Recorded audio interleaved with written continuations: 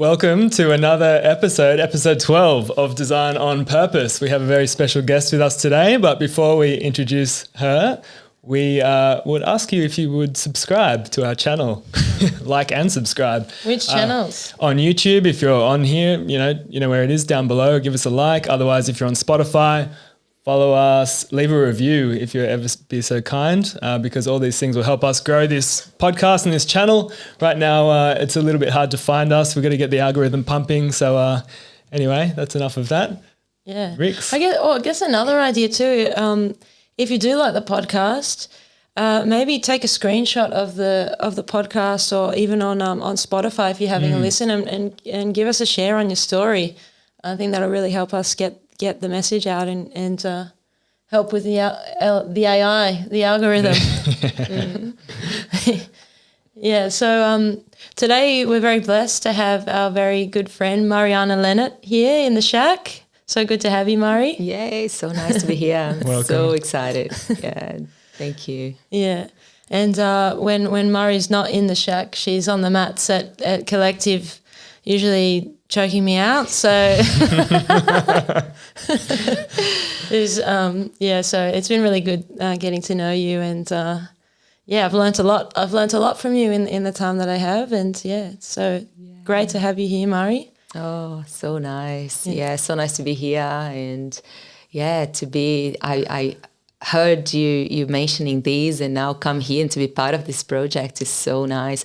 I also want to say that when someone watching, they should also send to their friends, when they feel that the message is important and is really resonating, like share with friends. I think this is really important.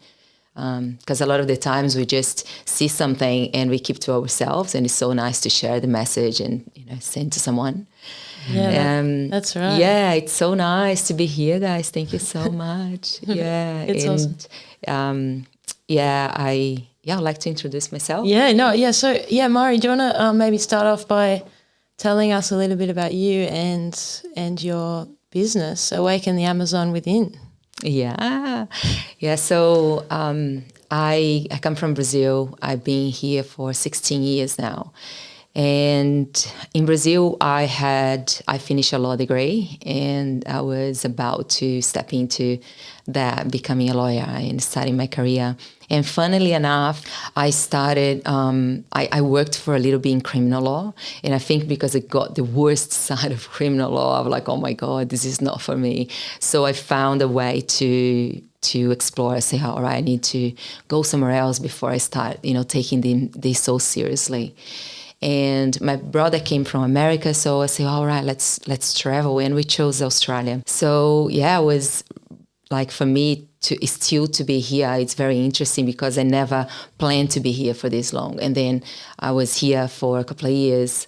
And when I decided to finally go back, then I felt pregnant, and I could feel that life would be here then for me. So where did you say back was? Did you mention where home is? Brazil, did I say? I don't Brazil. think so, but there you go. Yeah, I think I did. Yeah. So Brazil,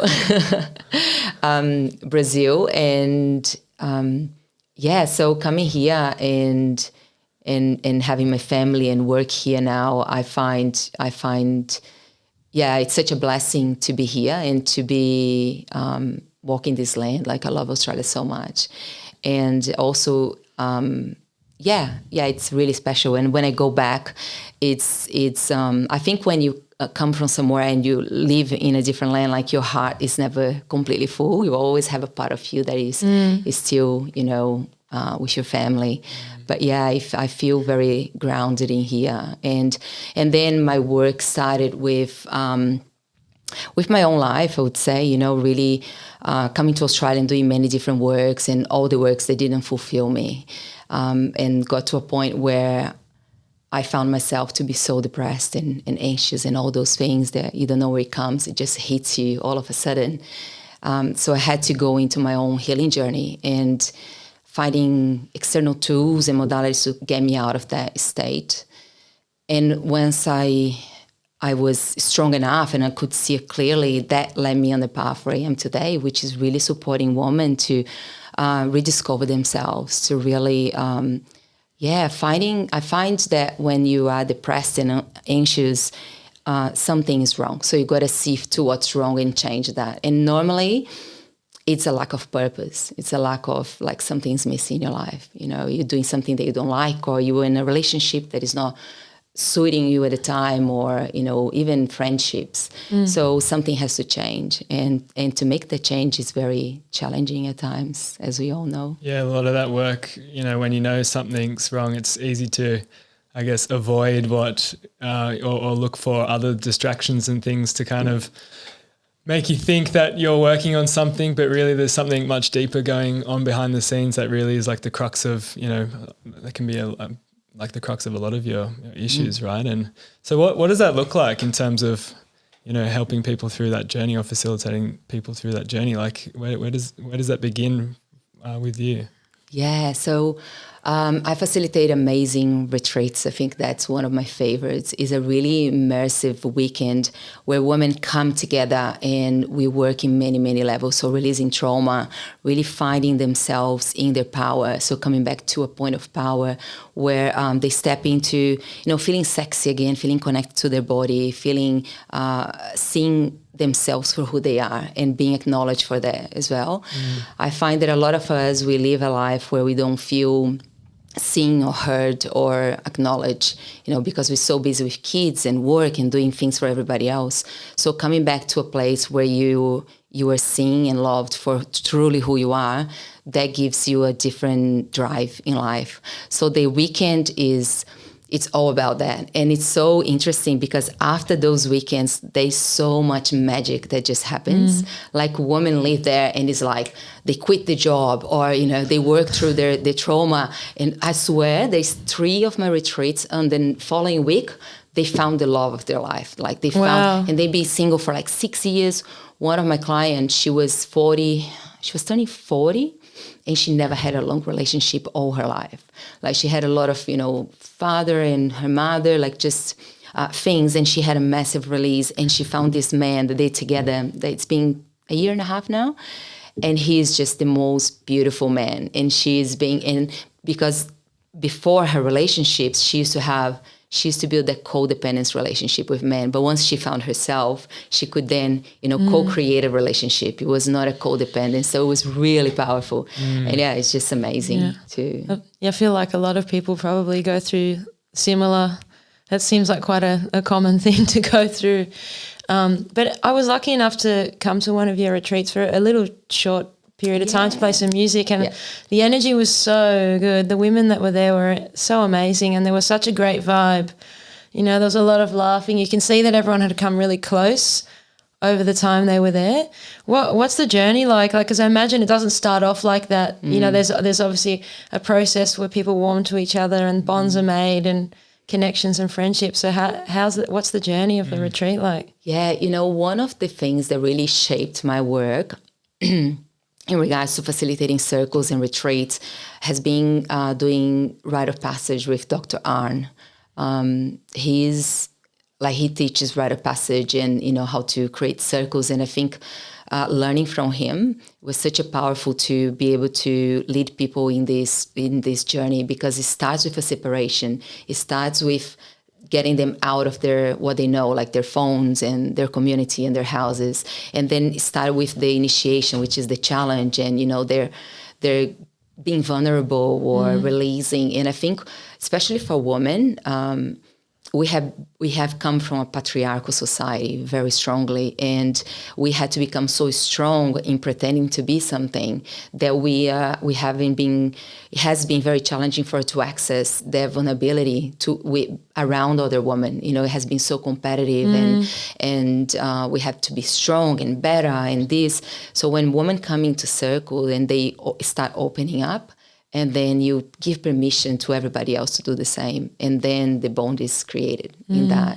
And then after is the integration and the rewards that they experience, which is express their voice with your music, you know, like they never done that before. So for them to sing is like so beautiful.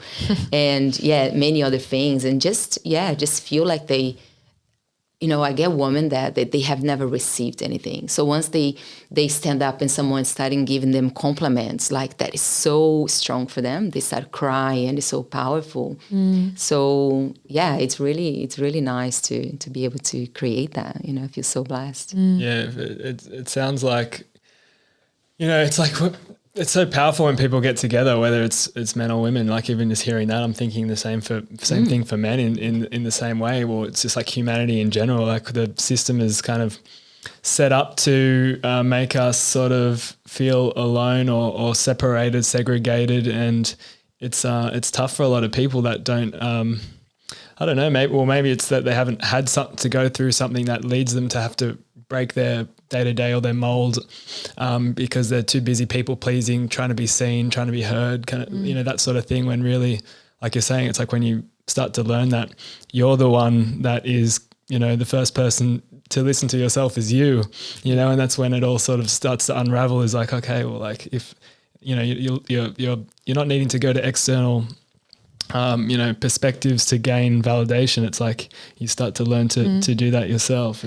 And there's also something interesting that around like rite of passage, what you're saying, because like that's been taken away from us. Yeah. There would be these rites of passage, and you look at First Nations cultures. I mean, even just the little that we know about here in Australia.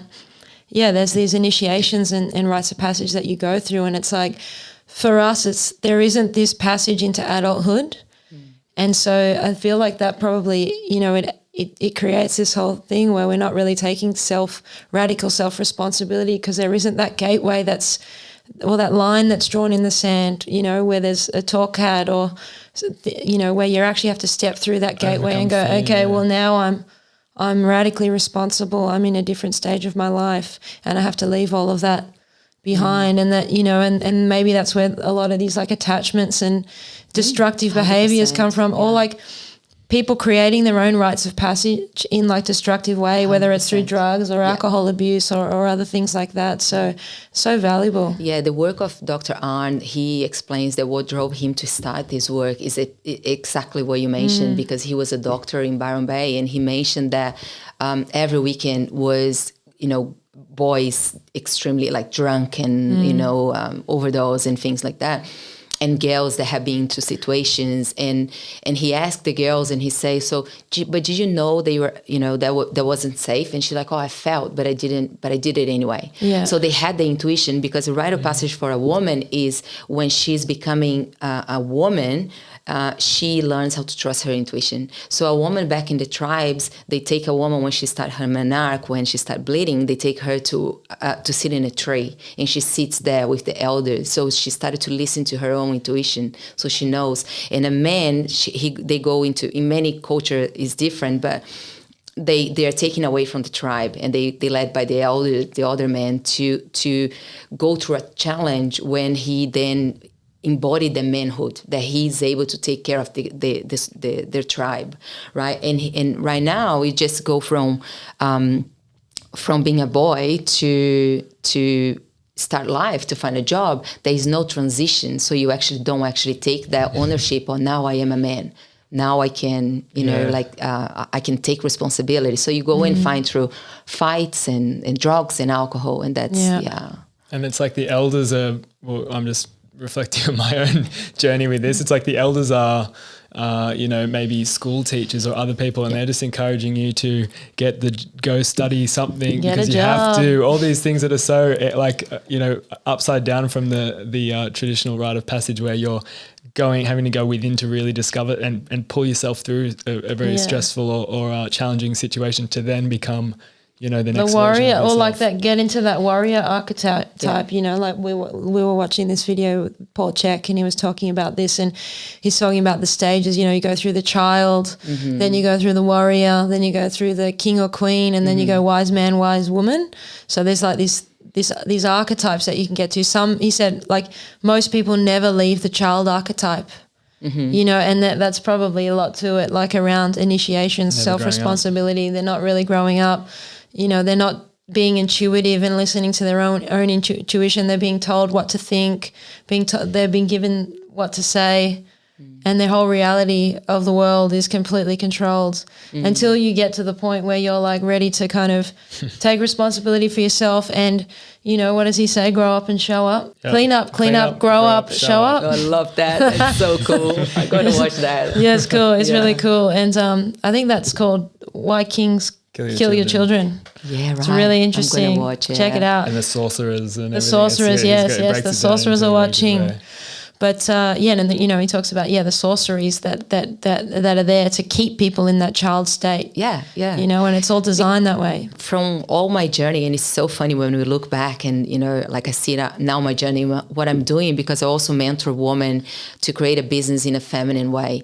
And seeing, you know, understanding now the power of the mind, the unconscious mind, and also, you know, the energetics that it takes to create a business. You know, I grew up and wanting to be recognized by my father, you know, wanting to please. And that comes from a limiting belief that I'm not good enough. You know, and a lot of the women, we create that because we have not felt recognized enough and acknowledged enough by our father. So we grow up thinking that we're not good enough. So what happened is I actually wanted to be a psychologist. My father one day came to me and said, oh, you know, why don't you do law? Like law, you know, you get better paid and this and that. So like, oh yeah, I'll do law. I didn't even know what I was doing, but, you know, I started and I never loved it, but it was so much fun. University, I was going out, you know, I was having the best time. But I did it to please him, you know, to make him happy. And then finishing all of that, closing the full circle and coming here to Australia. And when I look back, I say, wow, there was nothing like what I wanted to do. You know, that was not me. And acknowledging that is welcoming that it's not wasting time, but I did so much of my life to please someone else. And it wasn't who I was. So I felt in my journey, I actually had to come to the other side of the world to find myself. Because like most of the people, you know, in Brazil, for instance, where I come from, we are very conditioned inside of a little box. Do you know what I mean? Like you go to school, you go to high school, you do a university, you do a master, and you start a work, and you get like, is that? You don't know anything beyond that. And then if you don't get this opportunity to travel and to do, you stay in that loop of the community that you were from, you know? Yeah. And coming here, I expanded myself like beyond what I could ever imagine that I could be, you know, finding myself into medicine world or finding myself into, you know, being a coach and supporting others. Like I don't know if in a lifetime I would be able to achieve that if I was still in Brazil. Do you know what I mean? Yeah. And probably I would be still happy, but just being what I knew to be real, you know, that's how people live. They just know that that's reality for them. And that's why I have this desire and this passion to support women to awake, you know, to their true potential, because otherwise you get stuck on this rat, you know, wheel where you just do what you know and what you've been told, and you are what people tell of you. Do you know what I mean? You're not even who you are. You are what people tell that you are. Oh, you're nice, or you're this and you're that, and you keep being that. Yeah. But I wonder if that's specific to women, that thing around. I don't think so. Around that, because we've talked a bit about that too, haven't we? Around that. Oh yeah, we don't need to go into it. It's complex. But yeah, like this whole thing around, you know, pleasing others, or like, what is it? Oh yeah. Well, yeah. It's deep, isn't it? It all comes down to self-worth through externalizing where your worth comes from, really, whether it's from your mum or your dad or whoever raised you. Right? What I know to be what I have studied is that so we all have a main limiting beliefs that we all have, right? So there is I'm not good enough, that comes from a father wound. So that from men and women. So when you feel that you haven't been recognized by the masculine in your young age, you sort of create that, oh, I'm not good enough for my father. So I go live a life, and you see that in many men. You go live a life proving that you are good enough. Yeah. So what happens is you create the wealth, you create the business, and then you lose everything. The muscles, because you prove to yourself that you could, but you still feel that you're not good enough to hold it all. So you see so many people that they have $1 million and they lose, and they build another one and they lose. So they can't hold, because deep down the limiting belief is still that I'm not good enough, until they actually are able to recognize that. And then there is a mother wound, which is I'm not worthy. And that is, you know, when you have that disconnection with the feminine, where for some reason you didn't receive the love, you go live a life with the limiting belief that you're not worthy. And then what happens is you go be the good person. You go be the people please. You go help people and, support and work for other people and do fundraising and all the things to prove that you are good enough, And very often you come into a victim because you then create expectations and people don't match your expectations. So you're like, I do everything for everyone, but they don't do it for me. And, I keep always doing things and I never receive anything back. So that's the I'm not worthy wound behind that. So it's, Interesting. It's so interesting. I definitely can take pieces of both of those. Yeah. And I can definitely see how those have shown up. Manifested in my life, I think especially as a business owner, you can see how those things show up because Tom and I we've gone through this whole process where we give so much to our client work, or we're undercharging and things like that because we just and we really see the potential in the projects, but we would really just give and give and give, and then you end up kind of getting resentful in a way because then you're overworking yourself and you're stressed because you're having to do so much more to just kind of make ends meet. Well, you don't have to. You've kind of put yourself in that situation, and we've had these big realizations now, and that's hence the podcast. Now we're kind of drawing the line, and we're okay, well, we also need to invest in us. Yeah. And it's such a fine line though too, because it's when you're passionate about what you do, for us, it's we love doing it. So it's this, you can almost trick yourself into over-investing into other people's things because you actually do love creating, love doing what you do. But then but then you realize it's we have to do that to us. The thing is actually doing it to ourselves at the same time as, being, developing our craft and giving as much as we can to our clients. Well, and it's always finding that balance, we'll always over deliver though. I don't think we'll stop doing that because we do like to. I think over delivering it's beautiful, and it can serve a purpose when you're all right, you only do. That's what I tell my clients. I say you got to find a way that you always deliver the 10% extra. Do you know what I mean? That it makes yourself unique. But you really got to be aware when it comes from a need of really proving yourself. When is this because I'm actually all right? You paid for this. This is our contract, and I'm going to give this because for our work and our for what I would like to give it to you. But is that coming from a lack that I would need to prove myself? So I need to do all these extra things. Or normally in the coaching field, it's what are you trying to save? Are you trying to save your client? Are you there all the time trying to save them? And that, it's very normal to come to the drama triangle. Do you know about the drama triangle? No, we probably do know it very well, but please show us the model, Mari. So the drama triangle is the mentor, the coach, and then it comes the victim and what is the other one? The victim and the savior? Oh, not persecutor. Yeah, so you either always switching to one of those three, right? So when you're the coach, you what you do, you're trying to save someone. So you find a victim, right? You find a victim and the victim wants to be saved. So what happens is you keep giving, and then the victim keeps taking. And then very often the coach think, oh my God, I'm giving so much, I haven't got paid for that. It's lack of boundaries, it's calling me all the time and all these things. So, and then the victim becomes the prosecutor and you become the victim because now you're angry or you have that, the feeling. So you're switching around. So once you change to that, there is an invert triangle when it's the coach, the challenger, and I think it's the last one. So instead of you see the person as a victim, you see the person as the challenge, so that's a challenge. So you don't try to save or you just know that, whatever is presented is just a challenge. And how can you as a mentor, as a business person can solve that problem, but don't take personally as well, and for me, the main thing is self-awareness, what's mine and what's actually presented in this table. What am I bringing from my wounded child or whatever it's present, or my teenager self, and what am I trying to prove myself and actually acting from my professional hat on. And having that awareness. And what kind of tools? Because I imagine you've got a heap of tools in your tool belt for helping people to come to these realizations and work through some of this stuff. You know, what's your go-to, and like, do you need to be coached out of these things, or are there some tools you can use on your own reflections, or how do you do that? I find that there are a few things that are really important. And for me, what I always teach is, all right, work on your boundaries. You know, what is a yes for you? What is a no for you? Like, knowing yourself first is the first thing. So, you know, if I don't know my boundaries, if I don't know what is a yes and what's a no for me, anything will serve. You know, it's what I say sometimes, like, I ask someone, what's your vision? Oh, I don't know. I say, so where do you know where you're going?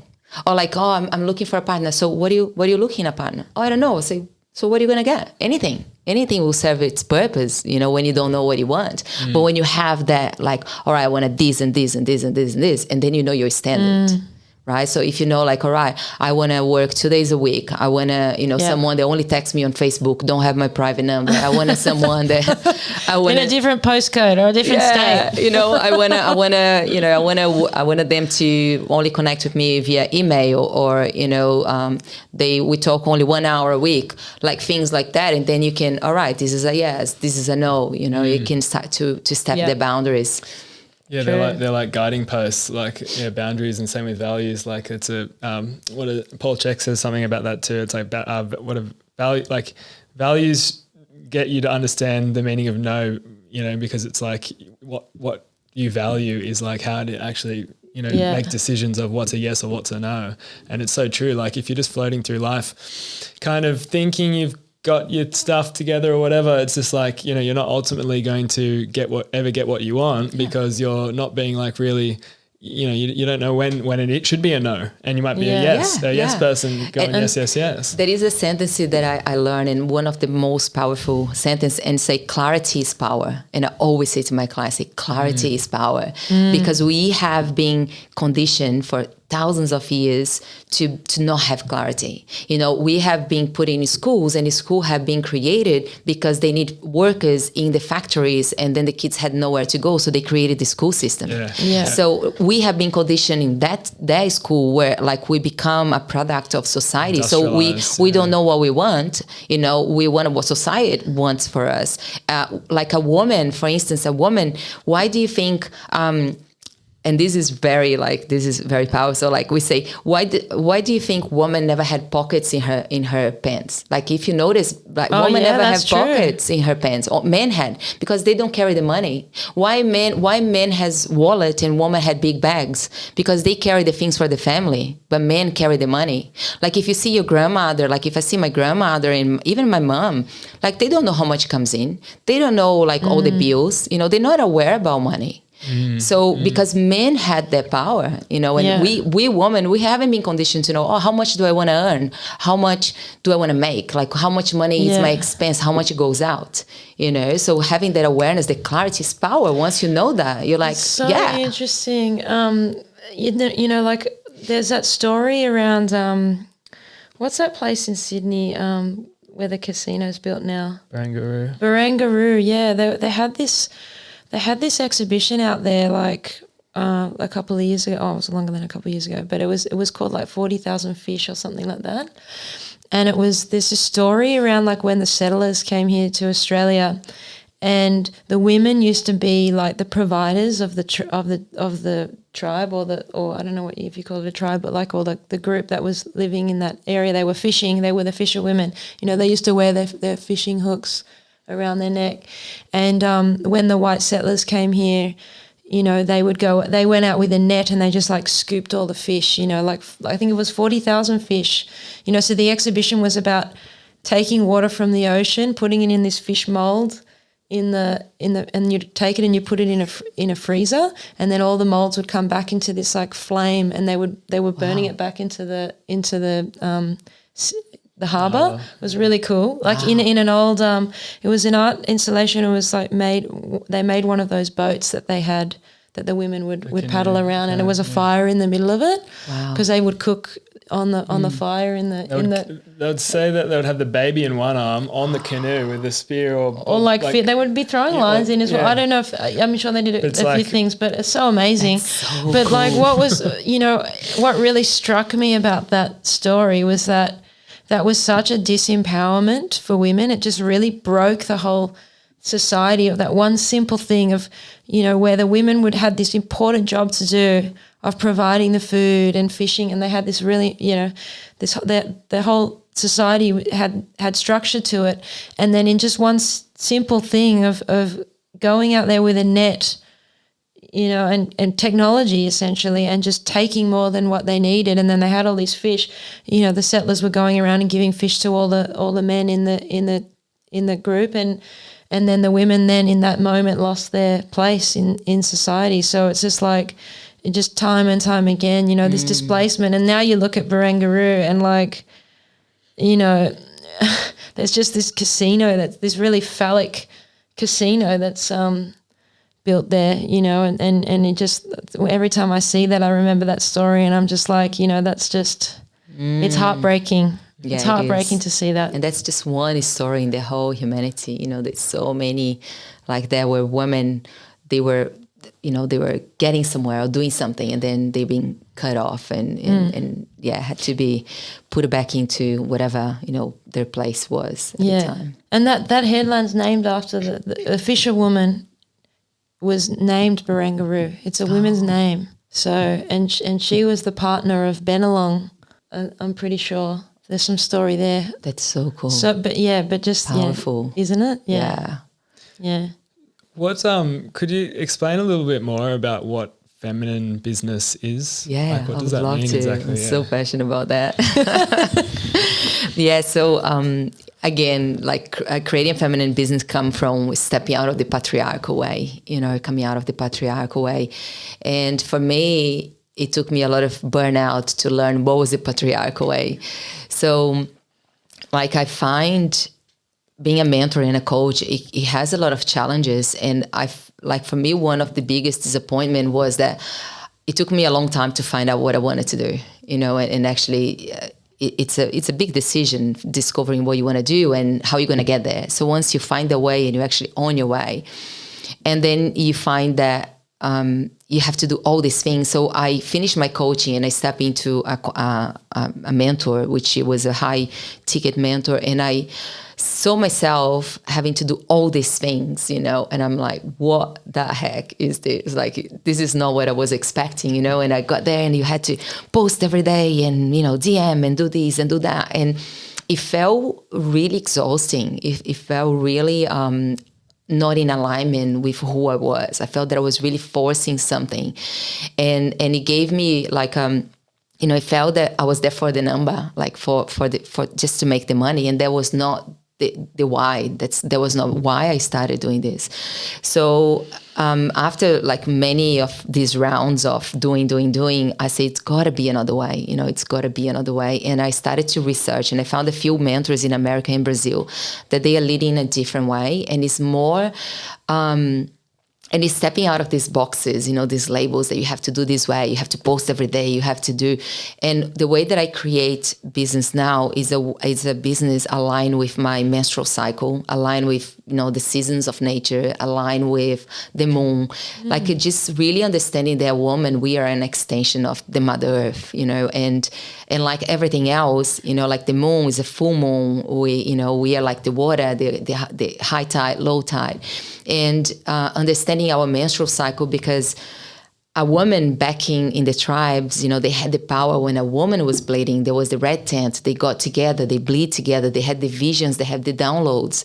And then what happened, you know, the patriarchal times came and a woman had to forget about all of that. Like, you had to go to work, and, you know, if you're bleeding or if you're not, you put a tampon and that's it. Like, you keep doing, you know, there was not time to feel into your body, to know what was happening to you. And what happened is that it was required for the woman to perform in the same way the whole month, and as you know, as much as a man was. So and in that happened a big disconnection. You know, we are not connected to our intuition or to our body, to anything else. And right now, this wisdom is coming back again. So we are noticing, like L'Oreal, and there is a few businesses that they are really intentionally bringing that awareness of menstrual cycle, and their profit rates just triple, because they're doing menstrual leave. Now a woman has the first 2 days of the menstrual cycle, they have menstrual leave. They stay 2 days at home. And when a woman acknowledges her needs to go within, to have the time to rest and to reset, she can be a lot more productive, So creating a business, especially when we give so much as a coach or as a healer, and you have the time that you go within and you say, oh, wow, it's my internal time now. I'm not here to show up on live or do stories or create my group program or to show up to a workshop. Like you're planning your work around when you're most productive. And for that you track. So you say, all right, I'm really productive on a full moon or, in my ovulation time. And you really take the time to create your content, to plan your workshop, to do everything. So really, and then also noticing that maybe when you are in your winter time, when you're bleeding, is a great time to create content because you're very in tune with your feelings, you're more emotional and things like that. So really prioritize your superpowers in that time. Also, I always say that, we are like the seasons of nature, and you can't expect us, a woman, to be the same all seasons, along all months. When you look at a tree is not the same in summer, and it's not the same at winter, and it's not the same as spring, and we are like that as well. You're not the same when you're in your winter time, the same tree or same person you are when you're in a summer, when you're full power and testosterone is high and estrogen is high and you're feeling, in your power. So, wow. Yeah. That's so interesting. Yeah, I've never really thought about it like that. Yeah, it's really, really powerful. Just bringing that awareness. And also, I've been raised in a way that it's a shame for a woman to talk about menstruation. It's like, it's not okay. Like you got your period, you don't show anyone, you wrap everything, like, like no one needs to know that you are. Yeah. So, and now it's like making that really okay. It's an honor for a woman to experience that. When I was little, I used to look at my cousins, because I had like eight cousins around me, very close. I had 12 all up. And for me, I used to think, oh my God, like they're so lucky, like why do I go through this? Why they don't go to that? Because I haven't been educated. I didn't know what was involved for me, So I did enjoy the process, and I had a lot of, pain and a lot of things.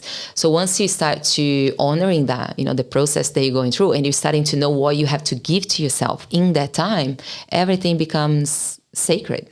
Yeah. Makes so much sense. Yeah. And then I guess that goes back to what you're saying around boundaries, because, if you're working in these cycles, it's like you have to create some kind of boundaries around honoring those cycles and like rituals, I guess, along the way in terms of, matching up with that, whether it's the moon cycle or the seasons. Yeah. So how do you go about managing that? Yeah. So, there's many ways.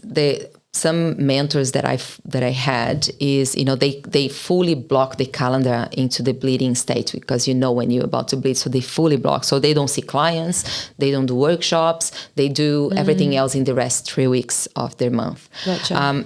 I don't do like that because I can't afford. I have kids, and life is different. So I prioritize myself in the 2 first days of my bleed. So if I can cancel appointments, if I can not schedule my clients on that days, and even if you still have to do things, it's just being gentle with yourself. Yeah. It's not being in a rush all the time, or acknowledging how you're feeling. Maybe you talk a little slower. Maybe you wear comfortable clothes or whatever you're feeling. But also knowing, for me, a big mind-blown experience was to find out about the weeks and what there was like in business and life, because I always had a lot of premenstrual, like how stress or tension. Yeah, PMS. tension, yeah. And to know, like for me, so to know that the 3rd week you're in autumn is a very, when your hormones start to go down, estrogen start to go down. So it's a week where self-sabotage and self-criticism and all those things come and, will be more present.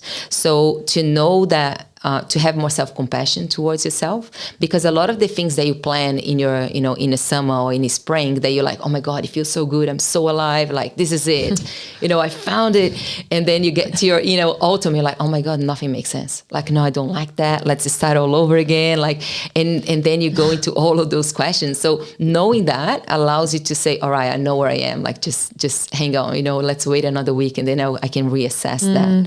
True. Yeah. Verdade. Yeah, it's very interesting to hear, as like from my perspective too, because it's something like as men, you don't really, it's you don't really think about it in your own life. So it's only when it gets brought to your attention that you become fully aware of it, and it's like, it is such a, like, I can't even imagine being a woman and having to show up like when I'm not feeling good, I'm not even, I'm just not feeling good or whatever. But it's like when there's actually, like having to show up and have responsibilities, it must be very challenging when you're, at the whim of, the way the cycle, that things are designed. Yeah. And I also find, when I talk with business people, they have companies, they always say, they always complain about women. They're like, oh my God, women, they're so dramatic. There's always something happening. You never know what you're going to get. You talk to one day they're happy, the other day they're crying. Like, what's happening? I'm like, yeah, of course. Because they are not understanding their cycle. They're not getting what they need. So, and then of course, they are like a bomb. Anytime they will explode, especially being on the environment where it's business and they have to perform and they have to be something. Yeah. So like my future vision is to bring my retreats to corporate, to inside of business. So to, get women to sit in circle, to understand about the menstrual cycle, and to start to share as well. Yeah, more vulnerable. I think that brings such a team cohesion and vulnerability, and, like just sisterhood as well, because we don't see much of that in business. And I think it can benefit in so many ways. Yeah, it's interesting because there's a macro and a micro, isn't there? And I was kind of thinking about something that you were saying earlier around, not having purpose, and that and how that might, make things a bit disjointed, or you're not having the clarity that you need, right? And it's the same thing with an organization, because our real thing is around, purpose, mission, vision, values, and that giving you the direction, because until you articulate why you're doing something and where you're going, you're not going to have the clarity to be able to bring it, do the actions to actually bring it here. So you can kind of see that playing out, and it's because an organization is an organism. That's where the word essentially comes from. And so, if an organism lives because there's all these cells and bacteria and things in the body to keep it alive, the organization is the same thing, because all the people that are doing all the different, actions within the business keep it alive as well. So, these things, they're infinitely out and infinite. It's all fractal. So, when you're working on that level, you can kind of see the manifestation of it and how it interacts and relates, and it's like a loop as well. It's so much, in the macro, in the micro, it is. It's start with one. I say every business or every mentor or every, everyone start with one person, with one client, with one follower, everything is one. So even the organization start with one person with a vision. And Bob Proctor always says that I always listen to his meditation and abundance, and he says, if you can see it in your mind, you can see it in your hand, is that it starts in your mind.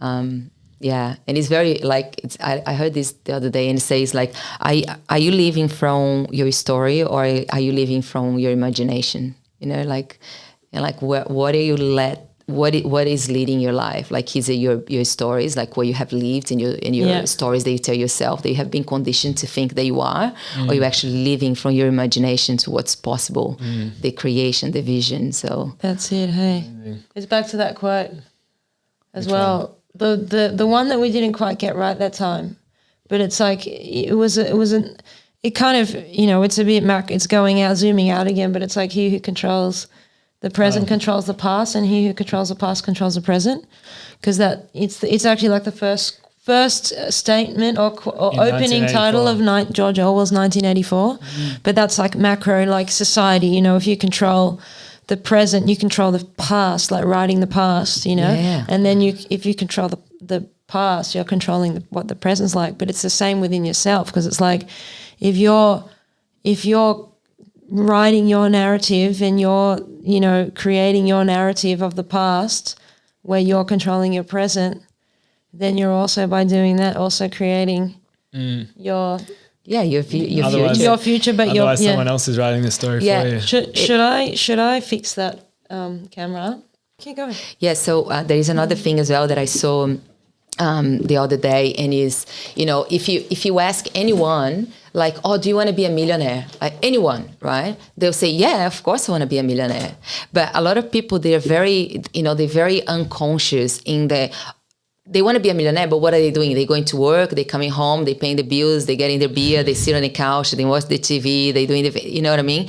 They're doing the same thing, like everybody wants. But like, what are you actually doing to create that? You know, are your decisions aligned with your choices? You know, that's so big, because you see in the end of the year, everybody doing their, you know, the list, like, oh, what I'm going to get for this new year, like what I want to become. That is a choice that they're making on that time. They're making a choice like, oh, I'm going to choose to be this and this and this and this and this. So I'm choose to lose weight and get a new job and making this amount of money and doing this. But after that, you know, the decisions that you take to create that are in alignment with the choice that you had. You know, you see a lot of people, right, I'm going to start the diet on Monday, I'm going to do, and then get on Monday. What do? They sit on a couch. Yeah. They don't wake up and go to the gym because they choose something, but the decision was differently. Yeah. It was different than the choice. So, you know, bringing back to alignment, like, is it my choice aligned with my decision? Like, is it the decision that I'm making today aligned with my vision that I have, you know? Yeah, and again, that's like macro and micro in the sense that a vision is macro. You know, it's a big thing that it can be kind of hard to I guess realize in the day to day. But then the micro is that it's like, what is actually realistic in your day to day to slowly, you know, bring some of that vision here each day. Because like you're saying, it's like, you know, 1st of January, everyone's like, sweet, signed up to the new gym, going to get fit this year. And by January 6th, it's like, you know, maybe not. Well, the gym, like the gym. That's the business model though, isn't it? Because you make January sign-ups and, you know. With the gym, you're banking on people not showing up, you know, you get more out of the floor space. And it's, and that's it. It's like, you know, first you need to be clear on the bigger picture, but then also match that with like achievable things that you can integrate and build habits around, you know. And talking about all this stuff is like last week we're talking about this a lot with Nelson, who's fixated. He's going to become a millionaire, and it's like it's not just, he's not just saying obsessed. it. He's like, you know, he's got the method and the framework to achieve that. Because he's feeling, he will, because he got the attitude. He's feeling in his body. He already know that he is that in a future. Like it's already happening some way in the field. You know, like he just knows that, and that's when you sign the contract. Like no matter what, and that's what I say. Like there's a lot of people say, oh yeah, I want to become a mentor. Yeah, I want to make this.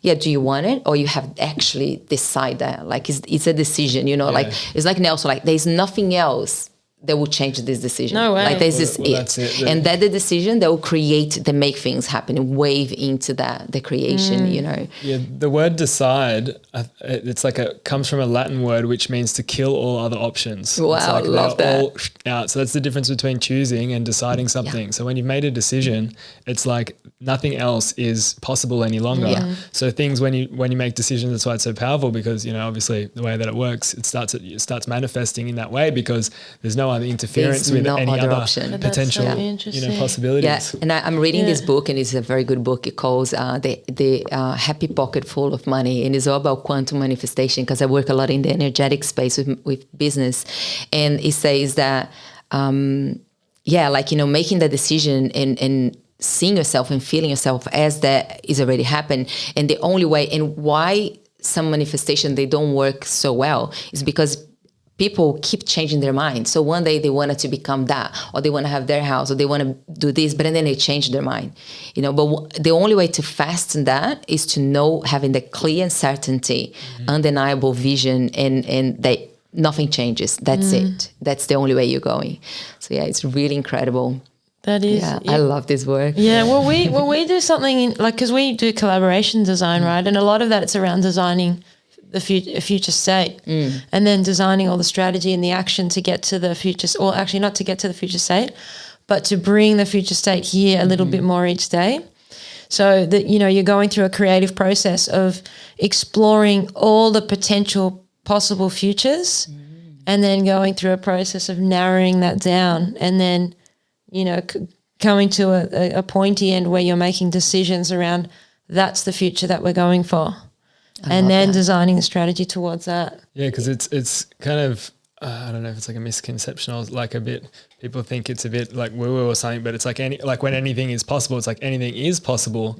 But it's like going back to what were we talking about earlier? It's like, having just like not knowing what is your possibility, and then because if anything's possible, it's like you're kind of just flat floating in the wind. But when you know that anything is possible, and then you can begin to decide, where you're going to start pulling your potential from to make that today. It's real. It's not it's not like a surprise or a But they use this in designing big strategy, like the big organization. Like we've worked with them. We've worked in like big strategy events in big companies on like pretty serious stuff.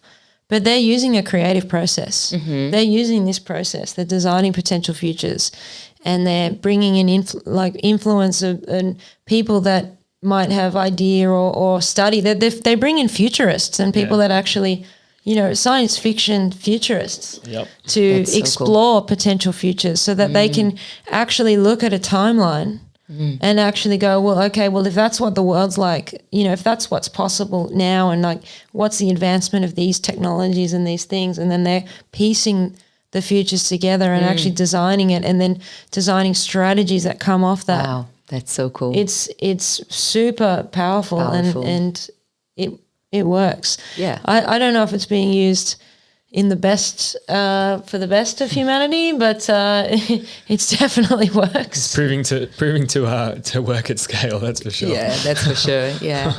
I feel. I met this coach the other day on Unstoppable, the event that I was there, and he's been coaching for 30 years. He's a mindset, and his wife is a business coach, and he coaches business from 5 million to 50 million revenue a year. And he chooses his clients. He doesn't have Instagram or Facebook. It's all word of mouth. And I was like, wow, like this is cool. And he told me that the first thing that he does with his clients is, all right, so how much do you want to make? And they say, 10 million. So like, all right, why do you want to make that? Sometimes they don't even have a why. Like it's just a number. I want to make that. And then he gets them to write a 10 years letter to, all right, so draw yourself a 10 years letter of in the present tense of what your life's going to look like once you reach everything. And they write, and they have to read that every day. And I mean, that's such a woo-woo, like, it's powerful. But I mean, if he's doing that to $25 million business owners that, want to level up. Yeah. And he's been coaching for 30 years, and he's been doing that himself. And now he's living the life that he planned, because now he only works 2 days a week, lives in the land with his wife. They travel the whole world studying and different teachers. And I mean, that works, that it does work. So I was like, wow, that's so cool, because like I haven't been that long in a business, and that's what I do, but like knowing for someone that has been, has that authority, it's really powerful. Yeah. And even that word authority, it's the author of writing, you are the author, you are writing, you are the authority. So, but yeah, we use that too, and assignments, and we've talked about it before on a podcast. But like putting businesses in a future state, so saying, okay, the year is like 2040. This is what's going on. You're giving a speech to your peers, and you've achieved this or that. What led you to this place? What were the milestones you went through? What were the key challenges that you had to overcome, and how did you mitigate them before they, got in the way? And then because you're in that space, it's creative, and you're giving yourself permission to play. Your mind's not going to the blocks it's like what if, you know, it's suppose this was the case. Imagining, yeah. So you're really tapping into your creativity and you know, you're tapping into the quantum because you're tapping into the infinite possibility of what all those possible futures could be. And then when you hear about something else interesting, like you hear about Dolores Cannon. Do you know Dolores Cannon? I heard about, but she's a past life regressionist. Oh, yeah. Yeah, and she talks about every time you make a decision, it splits, you know, and that decision either way is made, that those play out, but then you're splitting a different version of yourself. So in different timelines and whatever, there's a constant splitting. So those options don't go away. They are acting out. All those decisions are acting out in different timelines infinitely across. Ooh, that's so spicy. Visualize that. It's like, I love that. I love that talk. Like so many possibilities. Yeah, infinite. Yeah, and leaning into that. That's why it's so important, you know, to have the right people around you and like to make sure that, you know, that vision is alive and you get people that can dream out loud as well. It's so important than only having roadblocks, you know, like, I want to do this. Oh, here's a roadblock.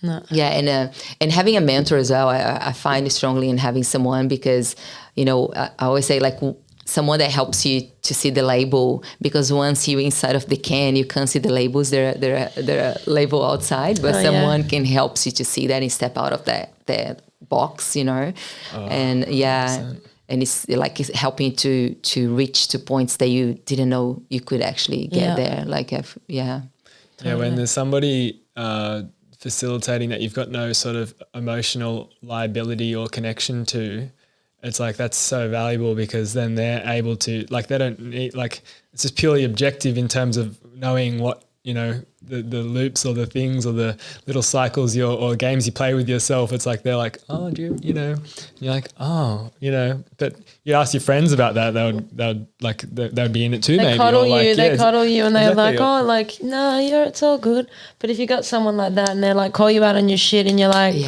I love that. Damn.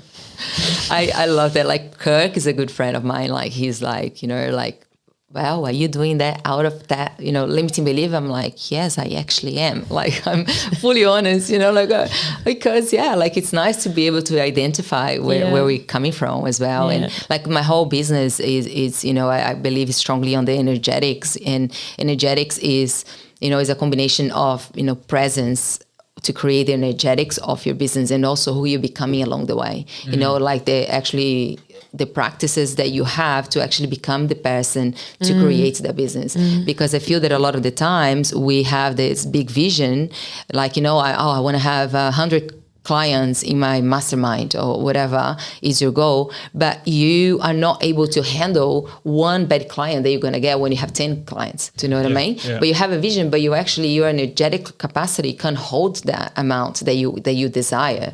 So it's like, all right, how can I expand that? How can I, you know, integrate my work and practice what I say as well? Yeah. And noticing who you become along the way, you know, really call yourself out on your own bullshit. Like, what am I leading here? You know, is this, like, you know, is it my shadow? Am I trying to prove myself? I'm trying to, you know, like people please, or what's that in here? And then, you know, in that as well, like this year has been massive for me in just death and rebirth in so many layers. And, you know, so many times I felt myself just wanting to run away or like go back to Brazil and, you know, like just be there. But also, like having that, you know, in other hand, I get really excited about knowing that there is an expansion that comes with that, you know, like after a death, like I know that a new version of me is coming out that is a lot more expanded and able to hold much bigger, you know, containers and challenges in life itself. Yeah. So, yeah. Yeah, amazing.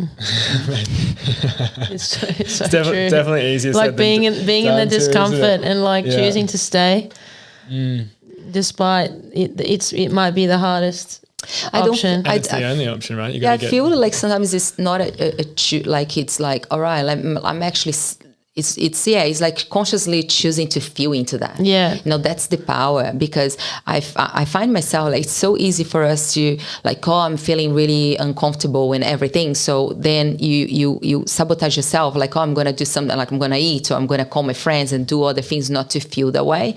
But actually the expansion is to sit in that and expand yourself through the uncomfortable feelings as well. Yeah. You know. Amazing. So what's on the horizon for you in terms of your business and what people should know about, you know, what you've got going on in the next, you know, little while? What are you promoting at the moment? Thank you. So next week now I have a 4 days immersion that I'm going to call Becoming. And it's all about teaching women how to become the embodiment, how to become the energetically matched to what they want to create, how to become the woman in power. And yeah, it's a very powerful 4 days, and it's really sharing what I have been experiencing and the tools that I have gained in practice. And then I have my retreat coming up, the last retreat of this year. It's October from 27th to the 30th, 3 days, 3 nights and 4 days. And that's just here in Moolumba as well. Oh, yeah. Super close. And it's just an amazing opportunity. If there is women out there, they need a time in nature to receive, to feel loved and, you know, just care for. Like this is the weekend to come. That all sounds pretty exciting. And if people are feeling the call to reach out, how do they do so? Yeah, just find me on Instagram, Mariana Lennert, or also Facebook, and then my website as well. It's marianalennert.com, so they can just reach out. I always have something coming. I actually really have something really special coming up very soon, and I'm creating some mystery and really working behind the scenes on that. And where will they find out about that? On Insta? Yeah, on Instagram. Yeah, I'll be sharing a little bit more. Yeah. Cool. Okay, exciting. We'll be keen to see what gets shared slowly. Yeah. Awesome. Well, thanks so much for joining on the show. Yeah, thank you so much. That's so amazing. Thanks for having me. Yeah. Anytime. It's been great. It's been a pleasure. Yeah. A lot of great conversation, and there's plenty more to talk about, I'm sure, at some Yeah. other stage. Yeah. Part 2 sometime. So yeah, thanks everyone for listening to another episode of Design on Purpose, the WordPlay Studio podcast. You can like and subscribe or follow or do all that stuff if you felt like this episode was valuable. And you can also get see the reels and best ofs of each episode on our Instagram, which is Design on Purpose. Same with on TikTok, Design on Purpose. If you're listening to this, we've also got the full video length on each episode on YouTube, Design on Purpose as well. And otherwise, like and subscribe. Yep. And also Telegram. Did we say the Telegram? Telegram, yes. Get on the Wordplay Studio Telegram. So yeah, just look up Wordplay Studio, and we're just kind of aggregating and tracking all of our stuff through there, like a news thread. So yeah, if you want to see the latest of what's coming out from us, that's right. It's on the Telegram. On the Telegram, and also WordPlay Studio is on all the same channels too. WordPlay Studio on Instagram, WordPlay Studio on LinkedIn, and we're doing a lot more LinkedIn content at the moment. Fridays we're doing an open studio. If anyone has any questions around business or branding or life in general, come on the show. We'll have a chat for an hour around, you know, problem solving and sharing some insights around business and all that sort of stuff too. That's Friday mornings, 9 a.m. Australian Eastern Standard Time. And yeah, see you next week for another episode of Design on Purpose. See ya. Thank you. Ciao. Ciao. Beijos. Beijos. Beijos.